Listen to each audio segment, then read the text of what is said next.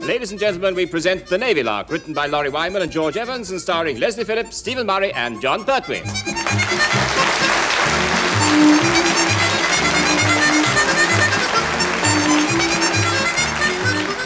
We all have our little secrets. In my wife's case, it's her age, and in my case, it's my wife's age. Unless I want to live on burnt toast and frozen solid fish fingers for the rest of my life. Yeah, funnily enough, Mr. De Morgan, I haven't got any secrets. Oh, come now, Chief. No, it's true, Mr. Phillips. All what I've thought of my little secrets are written down in the police files. How do you know? Well, every time I walk past a Rosa, he gives me a knowing wink and a gesture which is anything but complimentary. Ah, complimentary. Now, that's an interesting word. Oh, what is? Complimentary. Yeah?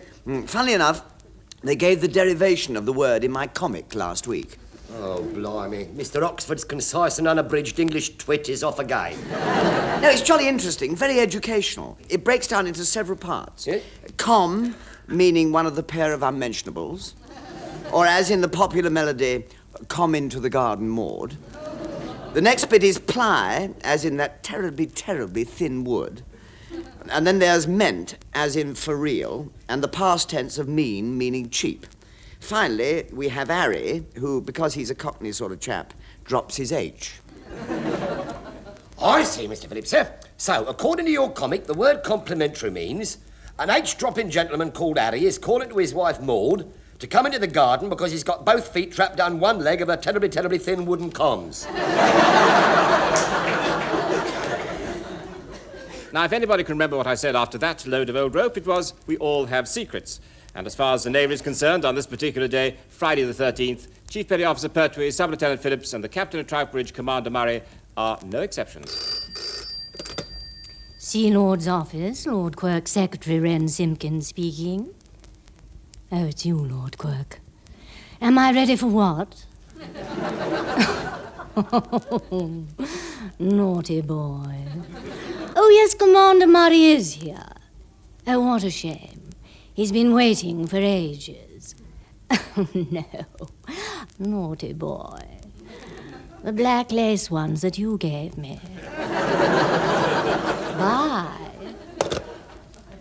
Nothing gone wrong, I hope? Of course not. It can't. I'm on the...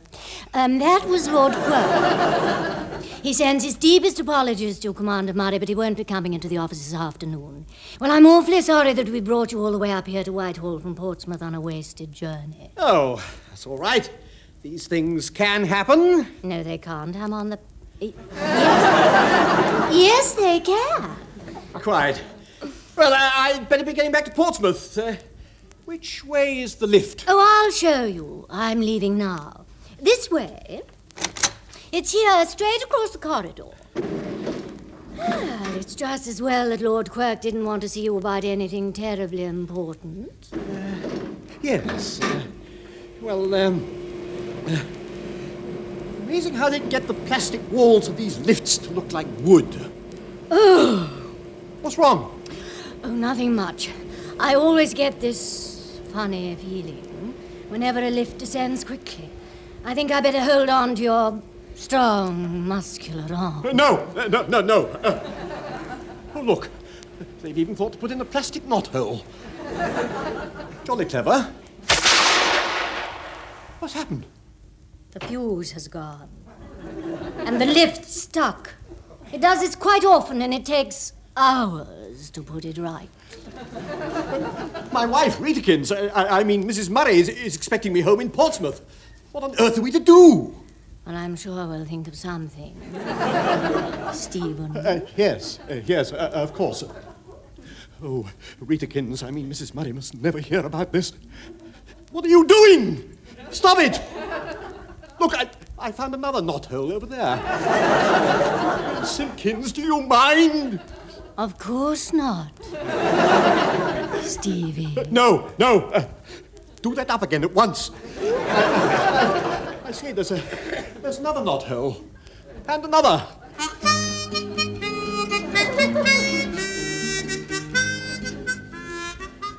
Sorry to keep you waiting, Mr. Pert.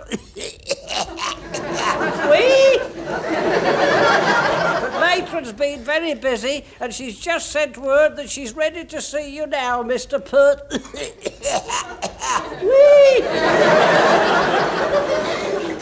Thank you very much, Dr. Kildare. Oh, I'm not the doctor, sir. But whilst you're here, Mr. Pert... I'd have a word with them about some medicine for that shocking cough of yours, Mr. Pert. Pert. This wee. Oh, do come in and sit down, Mr. Pert.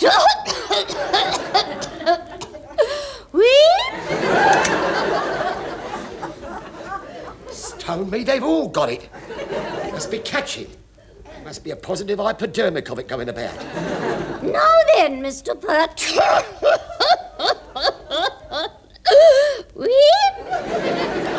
I've heard from the almoner that we have received the gross of blankets you have so kindly donated to my hospital, anonymously, Mr. Pert.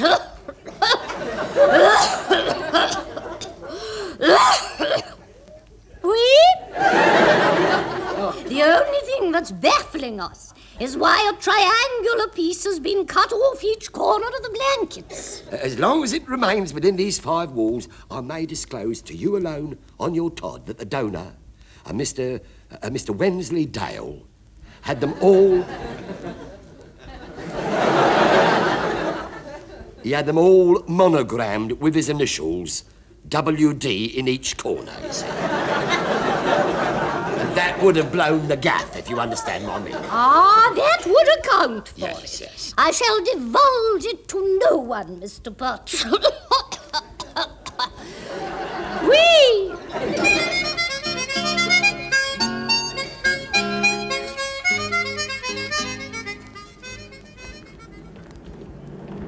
Oh, a life on the ocean wave is better than going to sea.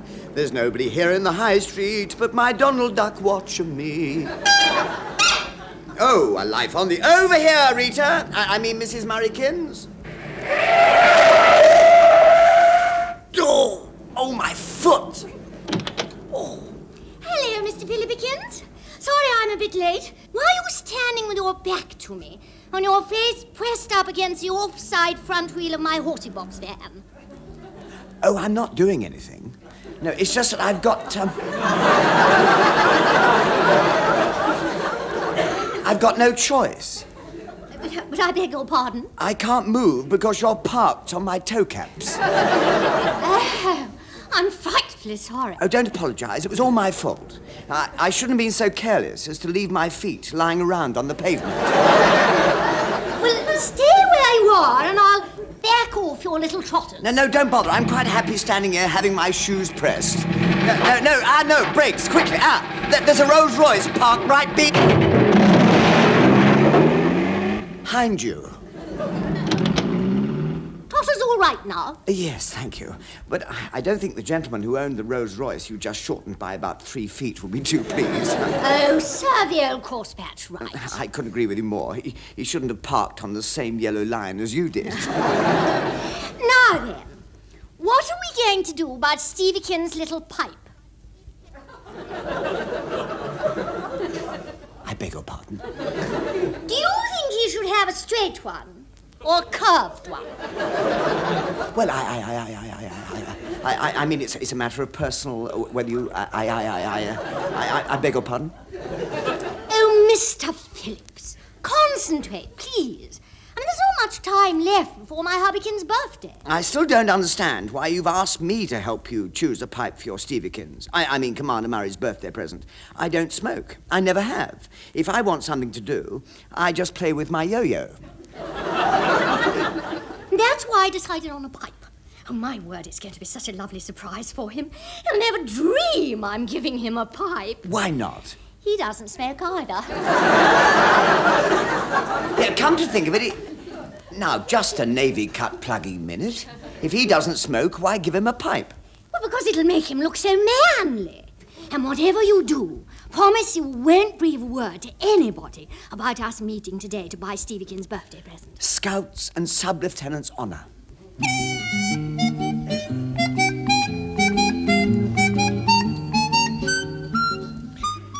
Look, love, we may be the Ministry of Defence, in brackets Navy, but the water bus that doesn't turn up on time is hardly our problem, is it? And a pair of prunes to you too, Ducky. All dealt with, old Deacon, old chap, because if we don't get to the 19th hole and a trice, we'll never get a game. No, not to panic, you old Burkitt, old chap. Not to panic. Oh, your clubs are all of a twitch. These infuriating people simply won't recognise the fact that golf comes first and business second. Philistines. Yes. Where did you get those plaid +4s and the matching socks? Not telling you.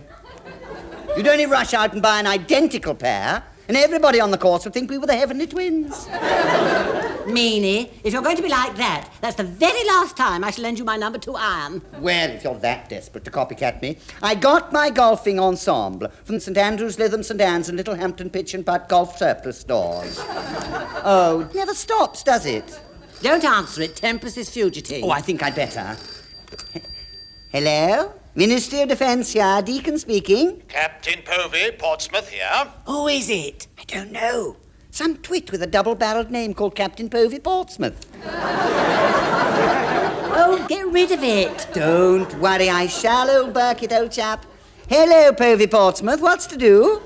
I wish to report a severe radiator leak in my office, which I've had since last Friday. Not to panic, love. Old Burkitt and I'll soon sort you out. Oh, I can't thank you enough. I can't concentrate on my work with all that scent going on all the time. And my feet getting wet. Leave it to us, Ducky. But have you made a note of it? Relaxez-vous, all will be well. Our Secretary Gladys will see that your little problem will be attended to immediately.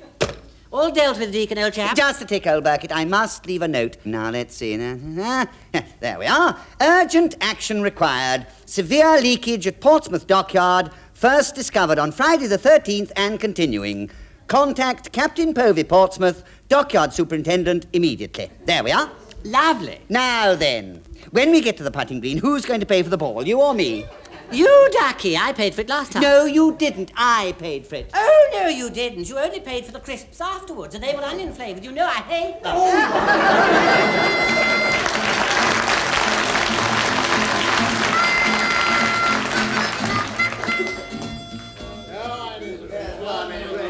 Please, everyone, I demand a little decorum. In case you hadn't noticed, I am the Sea Lord. And I call this emergency meeting, so I insist on being heard. If you don't shut up, I'll keep you all here till the pub shuts. Never fails. No, I've called this emergency meeting, gentlemen, because a very serious matter has come to my notice. It concerns security, which, of course, is the reason why Commander Wetherby is here. Excuse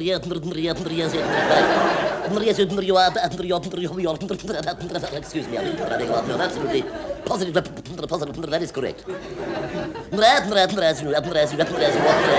As you all know, security is my department, black sheep. As you all know, security, be quiet. As you all know, security is my response. As you all know, security is my response. Oh, to hell with it, I'm going to sit this one out.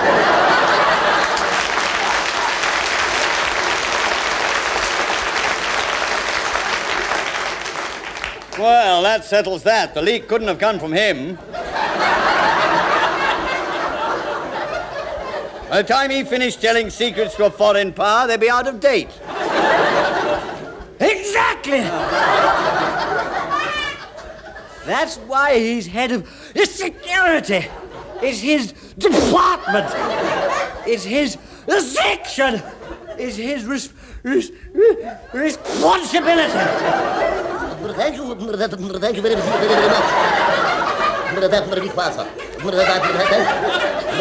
very much indeed, Captain. Who the hell are you?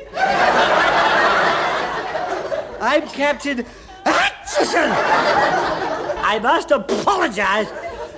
Because I'm suffering from particularly vicious attack of hay fever. He always blasted well is. One moment, Admiral. I think Captain McDoom has a point he wishes to raise. You're mistaken the new, Lord Quirk. Nary a word do I utter the new, unless it's totally necessary. The new.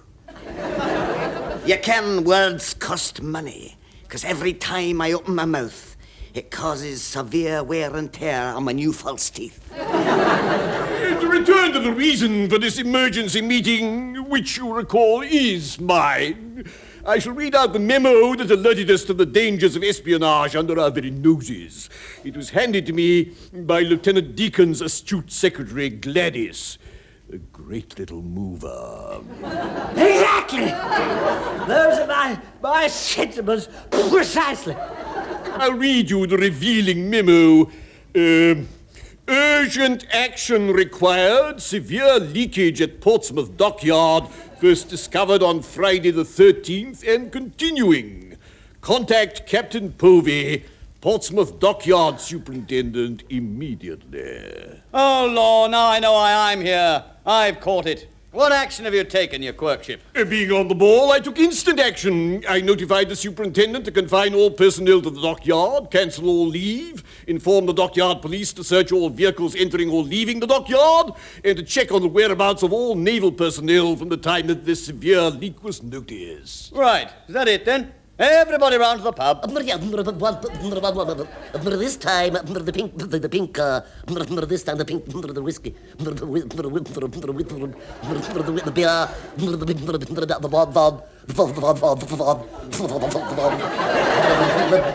this time the drinks are on me. No, they're not. If we wait that long, they'll be shut.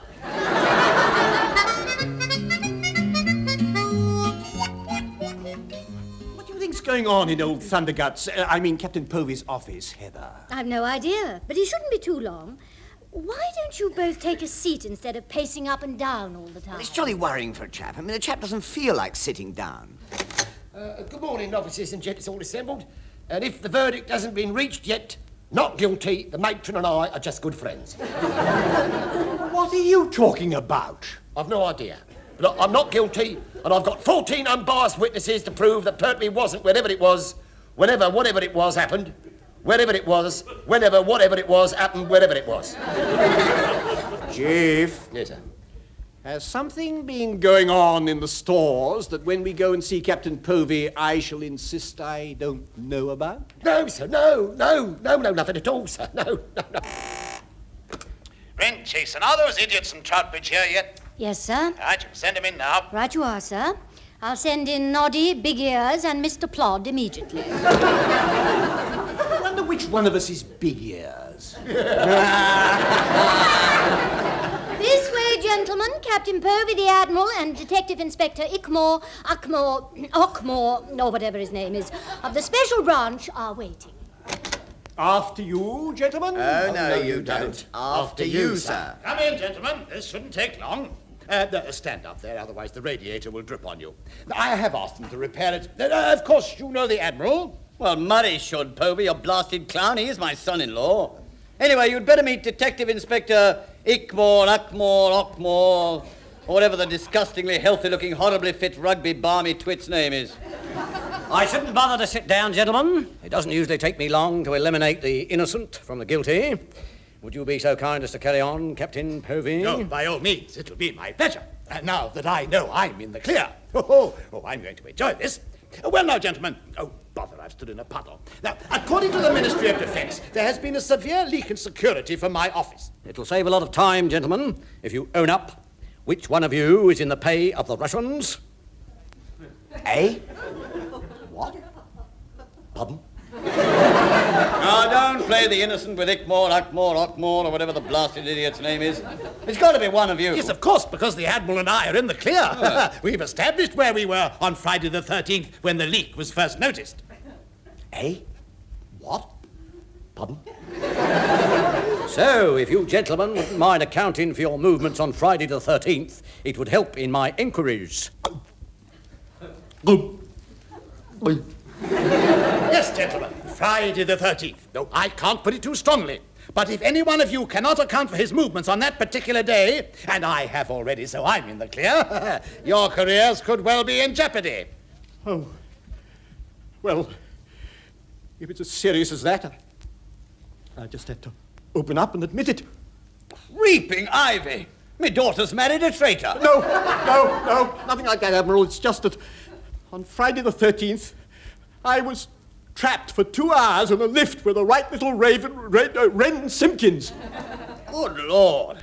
Well, how did you explain that to Ritakins? I mean your wife, Mrs. Murray. I admit it. I'm afraid I told her a bit of a white fib. I told her the train was late. Well done and congratulations. It's a relief to know you're one of us. Right, well, that's Commander Murray in the clear. Like myself. What's your alibi, Sub-Lieutenant Phillips? Oh, well, if it's as serious as this, I'll just have to open up and admit it all. Jumping flower pots. We're surrounded by 'em. Fair enough. Bung him in the rattle. Ickmore, Uckmore, Ockmore, whatever your blasted name is. No, you've got it all wrong. Mrs. Murray wanted my advice about Commander Murray's pipe.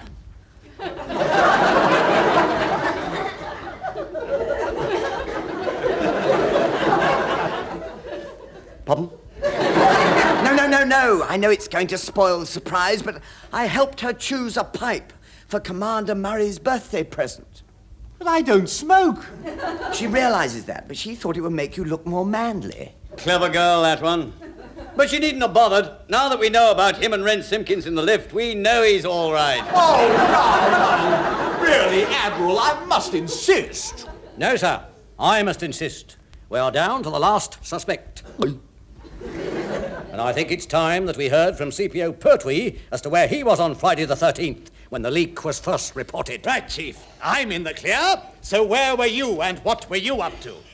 Oh, well, if it's as serious as this, I'll just have to open up and admit it all. You see, it was like this. There was this kind-hearted gentleman acquaintance of mine who wishes to remain anonymous in house, and whose name is Mr. Wensleydale, who happened by chance to stumble across a gross of blankets, what also happened to have his initials on in each corner. Otherwise known as WD. Well, by a strange coincidence, gents all. Yes. So, being as generous and warm-hearted as my friend, Mr. Wensleydale, Otherwise known as WD. I cut off his initials, WD, Otherwise known as War Department. and donated them on his behalf to the matron of the hospital. I knew it. I knew you'd had 'em.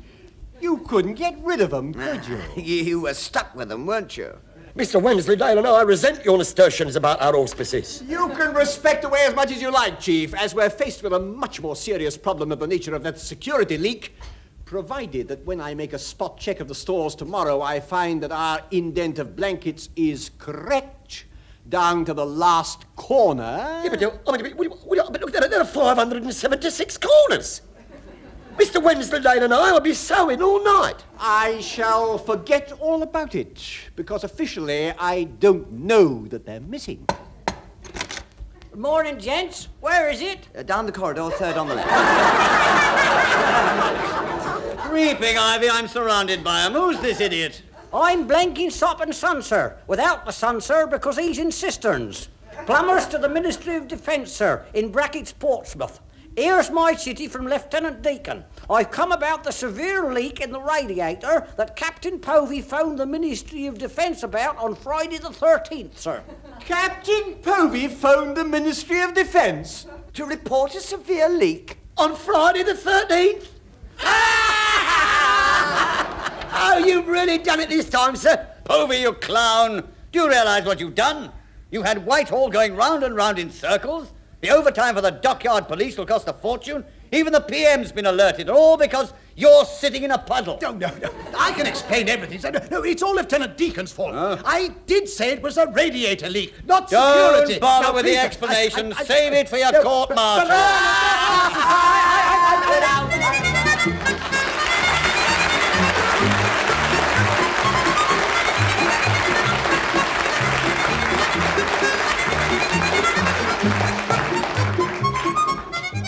Leslie Phillips, Stephen Murray and John Pertwee have been Stopping a Leak in the Navy Lark, written by Lawrie, Wyman and George Evans. Leslie Phillips was a sub-lieutenant, Stephen Murray was the CO, John Pertwee was the chief petty officer, Captain Povey was played by Richard Caldicot, Rita was Heather Chasen, the Admiral was Tenniel Evans, and Lieutenant Burkitt was Michael Bates. The show was produced by Alastair Scott Johnston.